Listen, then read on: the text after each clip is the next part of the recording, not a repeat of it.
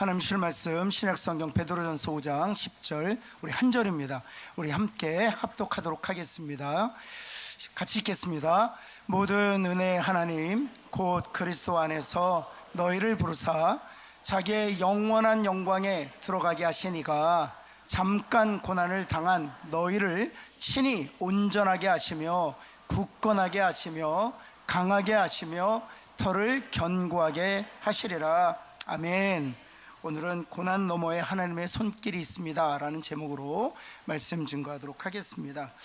어느 날 청년이 하나님께 이렇게 기도했다고 합니다. 하나님, 제게 인내를 주옵소서. 제가 인내를 가져야 되겠습니다. 그리고 나서는 지금 당장 주시기 바랍니다. 이렇게 기도했대요. 그랬더니 하나님께서 대답하시기를, 인내란 것은 시간이 필요한 거야. 인내 자체가 시간을 요구하는 것이기 때문에 시간이 필요하단다, 이렇게 가르쳐 주셨대요. 그러자 청년의 기도를 바꾸어서 이렇게 기도했답니다. 그렇다면 하나님, 인내를 주시되 5분 안에 주옵소서. 이렇게 기도했대요. 시간이 걸린다니까 5분 정도의 시간을 하나님께 드린 거예요. 그리고 5분 안에 인내를 달라고 했답니다. 여러분, 우리는 종종 고난 중에서 이렇게 기도합니다. 하나님, 고난을 속히 지나가게 하옵소서. 이렇게 기도합니다. 근데 하나님께서 고난을 잠시 머물게 하실 때가 있어요. 왜냐하면 그 고난 너머에 하나님의 손길이 있기 때문에 그렇습니다. 그래서 그 고난을 통해서 그 하나님의 손길을 우리가 발견하기를 원하시거든요. 오늘 우리가 베드로전서 5장 10절 짧은 한 절이지만 이 한 절 속에 이 잠깐 고난을 우리에게 허락하시는 이유를 우리에게 보여주고 있어요. 그 고난 안에 담겨진 하나님의 손길을 다 읽어내고 그 손길 때문에 이 고난을 넉넉히 이기는, 그리고 고난을 통해 주고자 하시는 하나님의 놀라운 선물을 다 누리시게 되기를 예수 그리스도를 부탁하고 축복합니다. 오늘 첫 번째, 오늘 이 고난에 하나님의 손길이 있다 말씀하셨을 때 그 첫 번째 그 손길은 우리 한번 같이 한번 읽을까요? 시작. 고난은 잠깐이요 은혜는 영원하다. 이 명제를 가르쳐 주시기 위한 것이에요. 고난은 잠깐이고 그 은혜는 영원하다는 것입니다. 오늘은 베드로전서 5장 10절 말씀 한번 볼까요? 여기 보면 모든 은혜의 하나님 곧 그리스도 안에서 너희를 부르사 자기의 영광이라고 말씀하시잖아요. 영광은 어떤 영광이라고 사도 베드로는 우리에게 소개하고 있습니까? 영원한 영광이라고. 그래서 영원한 영광에 들어가게 하시기 위하여 우리에게 고난을 허락하신다. 그런데 고난은 어떤 고난이요? 잠깐 고난이라고요. 잠깐 영광이고 영원한 고난이 아니라 잠깐 고난이고 그 끝에서 하나님께서 우리에게 주실 영원한 영광이란 즐거움에 우리가 참여할 수 있다는 사실입니다. 우리 옆에 있는 분에게 당신의 고난은 잠깐 고난입니다 한번 할까요? 네. 여러분, 두 사진을 좀 보여드리겠는데요. 이 도자기 빚는 사진이요. 한번 보여드릴게요. 자, 인터넷 설치해 보니까 우리나라에 5명의 도자기 명인이 있답니다. 그 중에 한 분이 이분인데 이천에서 도자기를 빚는 분이래요. 이분이 도자기를 빚어서 구워내면 최저 500만 원에서 최고 5천만 원까지 받으실 수 있대요. 그런데 여러분, 이 지금 도자기를 빚는 과정에서 첫 번째 단계잖아요. 진흙으로 도자기의 형태를 잡아주는 것이죠. 그렇다면 굽기 전, 지금 도자기의 형태만 잡아주었을 때 이 값어치는 얼마 정도 될까요? 여러분, 5만 원 주시면 이거 사시겠어요? 얼마 정도 되겠어요? 그렇죠. 그 다음 사진 한번 보여드릴게요. 이것은 그분이 빚으신 게 아니에요. 이것은 고려 청자입니다. 그래서 이 이름이 있더라고요. 천학매병. 왜 천학매병인가 했더니 도자기 안에 학이 몇 마리가 새겨져 있어요? 1000마리 학이 새겨져 있어요. 그리고 꽃매자에서 꽃을 놓아두는 화병이다. 그래서 천학매병이라는 이름이 붙어 있더라고요.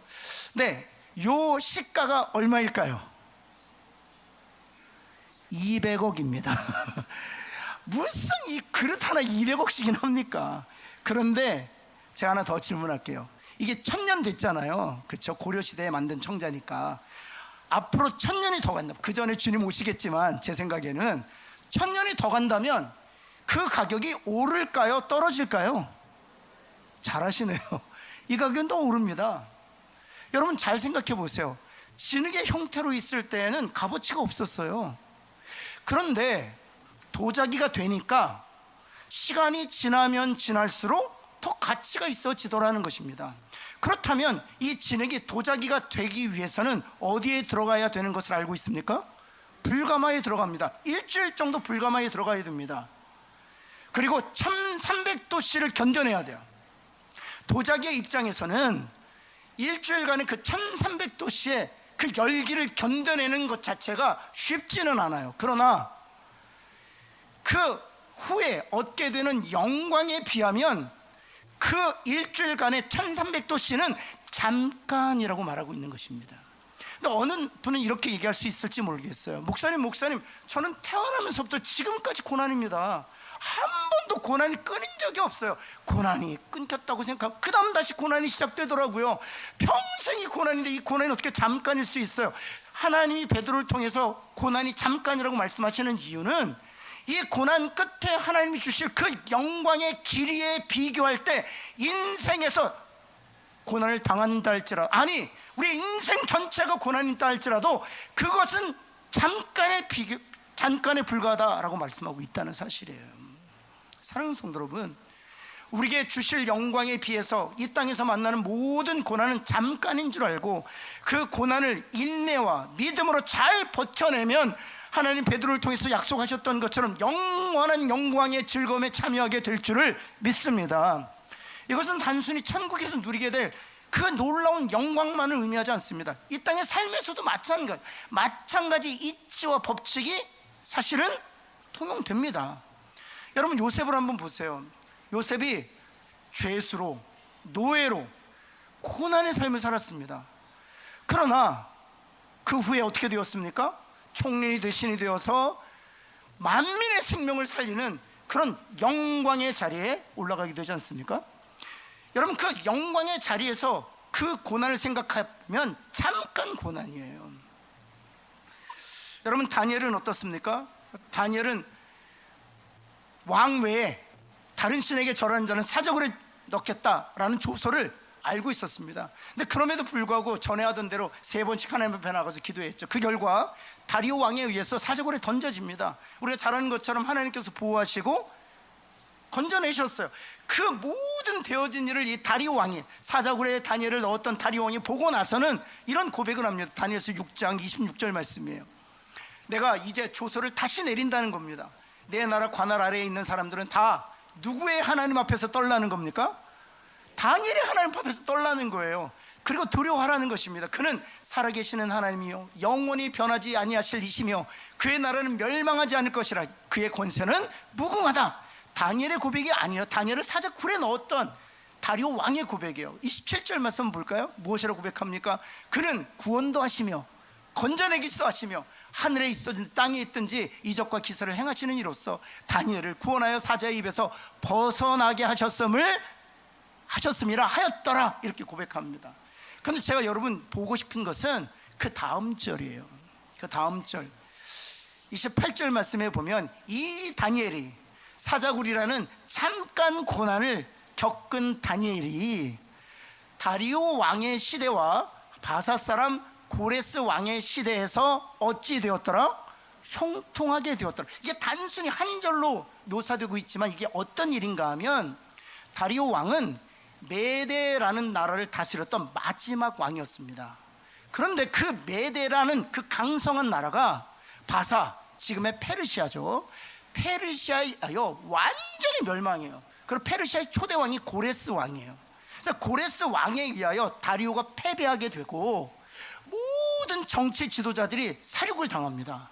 그런 와중에서 다니엘만 다시 고레스 왕에 의하여 발탁되고 고레스 왕 시대에도 다리오 왕 시대 못지않게 쓰임받았다는 거예요. 무엇을 얘기하는 것입니까? 고난은 잠깐이지만 그 끝에 하나님께서 주시는 영광은 영원하다라고 말하고 있다는 사실이에요. 사랑하는 성도 여러분, 우리에게 주어진 이 고난을 믿음과 그래서 인내로 잘 버텨내시기를 바랍니다. 이 마지막 영광을 우리가 누리지 못하는 이유는 먼저 포기하기 때문이에요. 먼저 절망하기 때문이에요. 먼저 낙심하기 때문이에요. 그러나 우리에게 주어진 고난은 잠깐이고 그 끝에서 영원한 영광, 우리를 위하여 예비되었고 우리를 위하여 기다릴 줄 알고 인내와 믿음으로 잘 버텨내어 마지막에 하나님이 예비하시는 그 영광은 영광의 즐거움에 참여하는 저와 여러분 되기를 예수 그리스도는 축원합니다. 그래서 바울이 이런 고백을 해요. 고린도 교회에 보내는 편지에서 이런 고백을 합니다. 한번 볼까요? 고린도후서 4장 17절 말씀입니다. 이건 같이 한번 읽겠습니다. 시작. 우리가 잠시 받는 환난에 경한 것이 지극히 크고 영원한 영광에 중한 것을 우리에게 이루게 하려 함이니. 여기 환난에 대해서 무엇이라고 묘사되어 있습니까? 잠시 받는다 이렇게 되어 있습니다. 그리고 그 끝에서 우리가 영광을 누리게 될 터인데 어떤 영광을 누리게 될 거라고요? 영원한 영광을, 동일한 얘기를 하고 있어요. 그런 은혜와 복을 누리는 저와 여러분 되기를 예수 그리스도는 다시 한번 축원합니다. 두 번째는요, 이 고난 너머에 또 어떤 하나님의 손길이 있는가? 고난 속에서도 하나님 우리를 빚어 가신다는 사실입니다. 이 고난은 그냥 끝에서만 하나님께 주시는 영광을 누리는 것이 아니라요, 고난 전 과정을 통해서 하나님이 일하신다는 사실이에요. 그래서 고난은 낭비가 아닙니다. 고난은 오히려 우리를 빚어 가시는 하나님의 거룩한 도구인 것이죠. 베드로전서 5장 10절 말씀 볼까요? 잠깐 고난을 당할 때 하나님께서 어찌 하시느냐? 온전하게 하시고 굳건하게 하시고 강하게 하신다는 사실이에요. 온전하게 하시고 굳건하게 하시고 강하게 하신다는 사실입니다. 여기 온전하다라는 말은요, 그물을 깊다라는 헬라어에서 온 단어예요. 찢어진 그물을 기워서 온전하게 한다는 뜻입니다. 여러분, 우리가 그물을 던져도 고기를 낚지 못하는 이유가 어디에 있는지 아세요? 그물이 찢어져 있기 때문에 그렇습니다. 그러나 이 고난을 통해서 그 찢어진 그물을 키워서 온전한 그물이 되게 하신다는, 그래서 손으로 하는 일마다 잘 되게 하시고 계획하는 것마다 성하게 하신다는 것이죠. 그 일을 위하여 고난을 재료로 사용하신다는 사실입니다. 여러분, 다윗이 골리앗을 무찌러 군대 대장이 되잖아요. 그때만 해도 사울을 통해서 기름 부으셨던 하나님의 계획이 이루어지는 듯 했어요. 근데 갑자기 하나님께서 사울을 통해서 광야로 내쫓으시잖아요. 물론 하나님께서 내쫓으신 것은 아닙니다. 사울이 자신의 죄로 인해서 다윗을 죽이려고 했던 것이죠. 그리고 그 고난을 하나님께 잠시 허락하세요. 왜 그 고난을 허락하셨느냐? 그 고난 끝에 다윗이 이런 고백을 하죠. 시편 119편 71절인데요 우리 한번 같이 한번 읽어볼까요? 시작. 고난당한 것이 내게 유익이라. 이로 말미암아 내가 주의 율례들을, 그렇죠, 이 고난을 통해서 내가 무엇을 배웠다는 것입니까? 주의 말씀을 비로소 깨닫게 되었다는 것이에요. 여러분, 히브리어의 광야라는 단어는요, 다바르라는 단어, 이거는 좀 알고 계시면 좋을 것 같아요. 한번 따라해 볼까요? 다바르 한번 볼까요? 이게 이제 광야란 뜻이에요. 그런데 이 다바르와 다바르 안에 또 다른 의미가 있어요. 광야만을 의미하지 않고요, 말씀이란 뜻이 있습니다. 그래서 다바르가 또 말씀을 의미해요. 여러분, 광야란 단어와 말씀이란 단어를 왜 한 단어로 이 히브리 사람들은 표현했을까요? 그렇죠, 말씀이 어디서 선명하게 들려요? 말씀이 어디에 있을 때 깨달아지게 되는 거예요?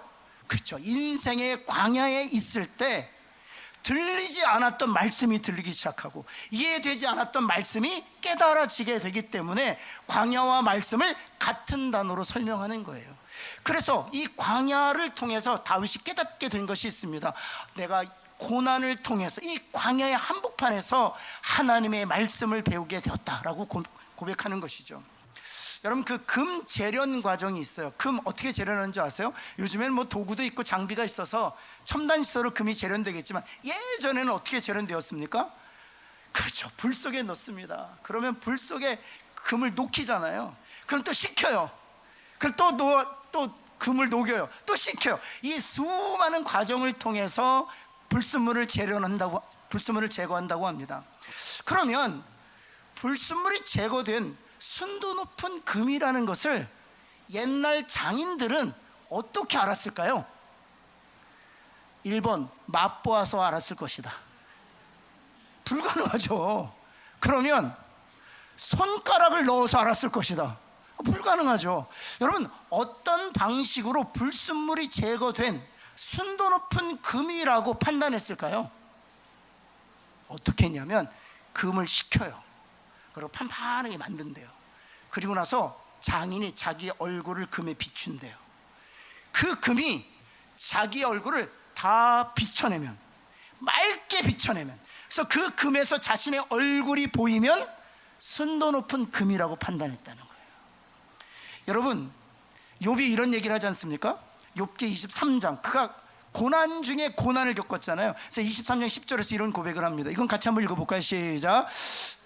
내가 가는 길을 그가 아시나니 그가 나를 단련하신 후에는 내가, 무슨 얘기예요? 내가 가는 길을 하나님이 아신다는 거예요. 지금 욥이 가는 길이 무슨 어떤 길이었습니까?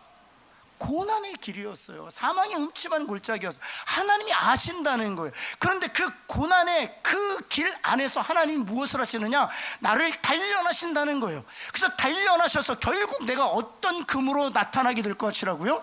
순고. 이게 무엇을 말하는 것입니까? 바로 이것입니다. 욥의 성품에, 욥의 그 마음에, 욥의 자세와 태도에, 욥의 인격에 무엇이 비춰지기 시작하는 거예요? 하나님의 형상이 비춰지게 되는 거예요. 하나님의 얼굴이 그의 마음과 성품과 인격과 품성을 통해서 완전히 드러나게 될 때까지 하나님이 그를 재련하셨다는 사실이에요. 여러분, 하나님께서는 고난을 통해서도 우리를 이렇게 빚어 가시는 것입니다. 옆에 있는 분 한번 축복할까요? 하나님의 형상을 비치는 순금 되시기를 바랍니다. 한번 할까요? 이럴 때 이런 상상을 하시는 분이 있어요. 내 남편이 순금이 돼서 팔면 어떨까? 이런 생각하시는 분들이 있어요. 정말 순금이 되어서 하나님의 형상이 찍혀 있다면, 하나님의 형상을 발현할 수만 있다면 그것은 금보다 더 귀한 것이죠. 그런 은혜가 있기를 예수 그리스도로 축복합니다. 제가 나이팅게일을 이번에 처음 알았어요. 우리가 알잖아요, 백의의 천사. 여러분, 나이팅게일이 활동했던 때가 1890년대였더라고요. 그런데 그녀는 중산층에서 태어난 딸이 아니었습니다. 영국 상류층에서 태어난 딸이었습니다. 혹시 여러분 영국 드라마 보시면 이렇게 성 캐슬에서 사시는 분들 있죠? 그런 곳에서 태어난 상류층 중에서 가장 상류층의 딸로 태어났어요. 그 당시에는, 지금은 간호사의 직업이 많이 포지션이 돼 있죠. 높아졌어요. 근데 그 당시에 간호사는요, 허드렛 일이었습니다. 대부분 하층민들이 하는 일이었고요, 대부분 중산층에서도 사실은 경제적 능력이 없는 딸들이 하던 일, 그래서 조선시대 그냥 백정일 정도로 여겨졌던 거예요. 그런데 이 나이팅게일이 고등학교 때 예수님을 믿고 나서 하나님이 자신을 간호로 부르신다는 사명을 깨닫고 부모님께 말씀드렸어요. 부모님들이 난리가 난 거예요. 우리가 영화에서 보듯이 또는 드라마에서 보듯이 멋진 옷 입고 춤을 빙빙 돌면서 먹고 마시면서 신랑감 고르는 것이 그 당시 상류층 딸들이 하는 일이었지만, 좁은 치마 입고 하얀 가운 입고 피가 범벅이 된 상태로 허드렛이라는 걸 용납할 수가 없었던 거죠. 그런데 그 일을 했다는 거예요. 그런데 여러분, 크림 전쟁이라는 곳에서 나이팅게일이 유명한 것이 아군뿐만 아니라 적군까지도 치료해 준 것으로 유명한데요, 제가 요번에 처음 알았어요. 군인들은 다 남자잖아요. 남자들이 간호사들을요 천대했답니다. 모욕했답니다. 자신들을 치료해주는 간호사를 조롱했답니다. 심지어는 겁탈까지도 했대요. 그래서 날마다 그 수치와 멸시와 모욕을 참아가면서 그 일을 하는 것이 가장 힘들었대요.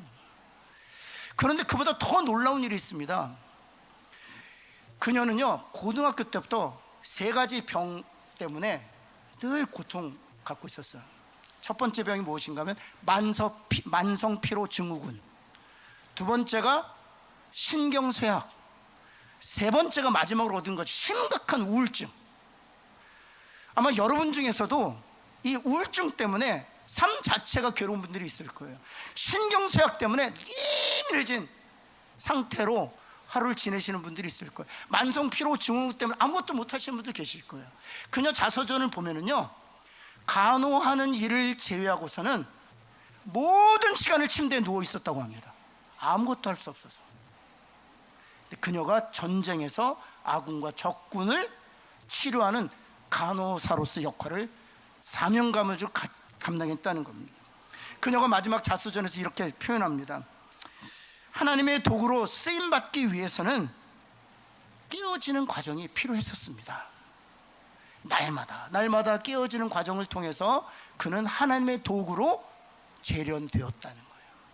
사랑하는 성도 여러분, 고난은 잠시 우리에게 주어진 것이지만 그것을 통해서 하나님께서 저와 여러분을 하나님의 형상으로 빚어 가실 그 소망을 가지고 이 고난을 잘 감당하는, 또 마주하는 저와 여러분 되기를 예수 그리스도는 축원합니다.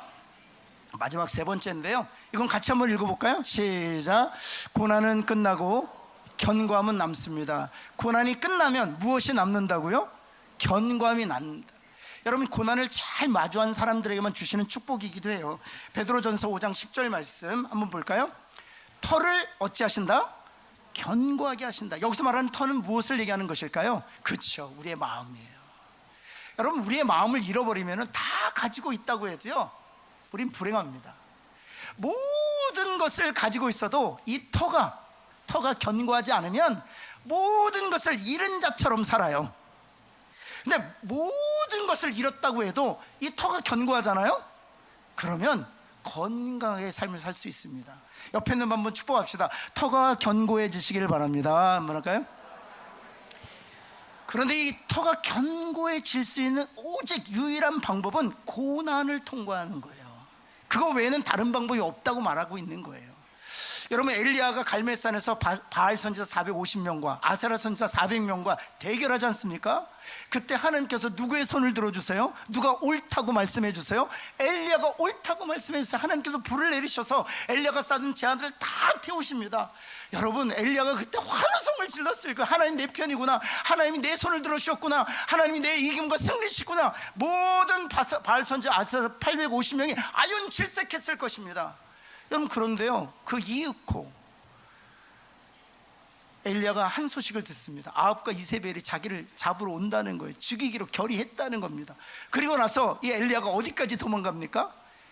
여러분, 이스라엘의 최남단에서 더 남단 로뎀 나무까지 도망갑니다.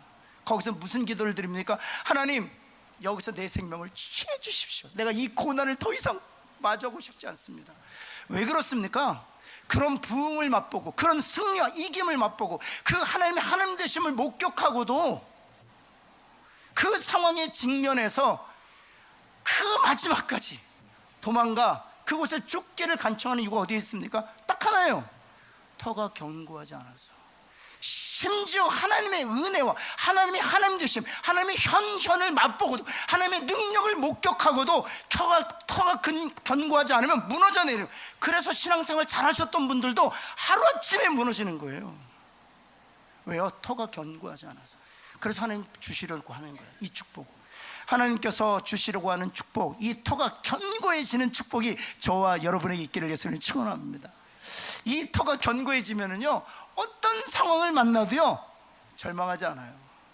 어떤 사람을 만나도요 두렵지 않아요. 이 터가 견고해지기 때문에.